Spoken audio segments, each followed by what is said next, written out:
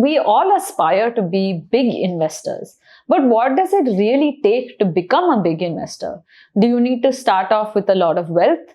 Do you need to get lucky? Or is there some other secret to success? What do you think it takes to make a big investor? According to Warren Buffett, it's not about intellect. It's actually about temperament. And I'm going to leave you with a quote from one of the world's greatest investors for you to think about what you need to become a big investor. The most important quality for an investor is temperament, not intellect. You need a temperament that neither derives great pleasure from being with the crowd nor against the crowd. So for an investor to succeed in this field, what you actually need is not a lot of wealth to begin with or a one-off lucky chance. You need the right temperament, which is going to hold you through all the ups and downs that an investing journey has. You also need the right mindset to be able to navigate the challenges that come your way. When it comes to mindset, Carol Dweck proposed that there are two broad mindsets that people adopt. And depending on which path you take, you decide how successful you can be. The two mindsets she spoke about are the fixed mindset and the growth mindset. Let's take a quick look at the growth mindset, which allows a person to actually achieve their full potential simply by the way at which they perceive the challenges that are before them.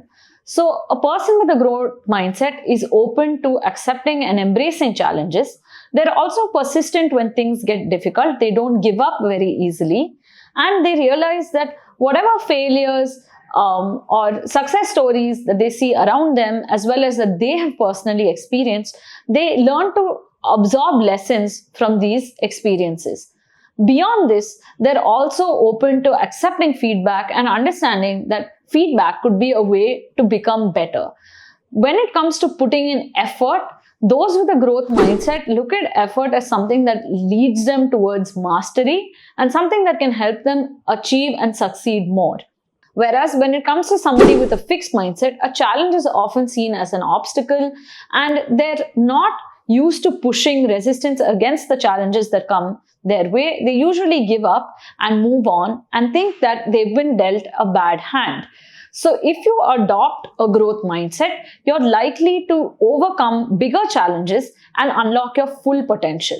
If you're succumbing to the fixed mindset, then you're likely to get stuck somewhere along the way and give up and not really discover what you're really capable of. So mindset matters a lot when it comes to becoming a big investor. It's not enough to just talk about the attitude, the temperament, or the mindset that you need to have. There also has to be a method to create wealth. So what is this method to create wealth and to become a big or successful investor? There's a simple 4-part formula to this. The first is you need to think big. When you start thinking big, you're looking and aiming for goals that are outside your reach. This little bit of stretch that you need to do when you visualize bigger targets and bigger goals that are out of your reach allows you to actually unlock a little bit more potential.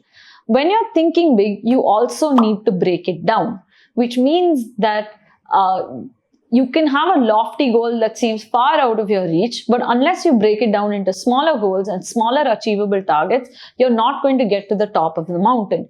So when you break it down into smaller goals, you can do this by setting smaller milestones that seem more achievable in the near term, and that path is what gets you to the top of the mountain.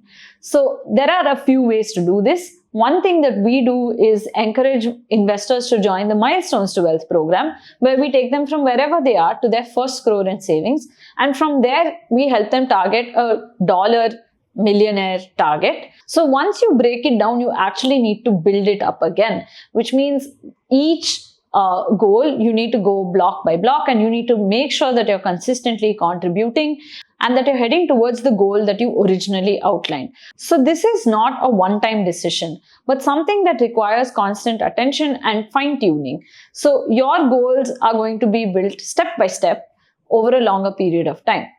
If you're looking at larger milestones, then you're going to do things month on month and year on year. And as you do this, you also need to get to step number 4, which is scaling up. Over a period of time, you will be able to do more than what you originally planned to or imagined that you could do. So by building the right habits and cultivating the right investment practices, you can actually do a lot more than what you originally set out to.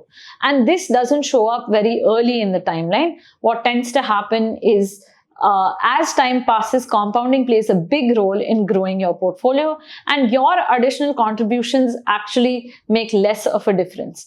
So this is what people mean by making your money work for you, and you don't see the effects right away. It takes time for good things to show up. So this simple 4-part process could actually help you become a big investor. If you think you need a little bit of hand-holding in getting there, then reach out to us at 9500027285, and we'll be happy to help you take the next step in your investment journey, no matter what your goal is.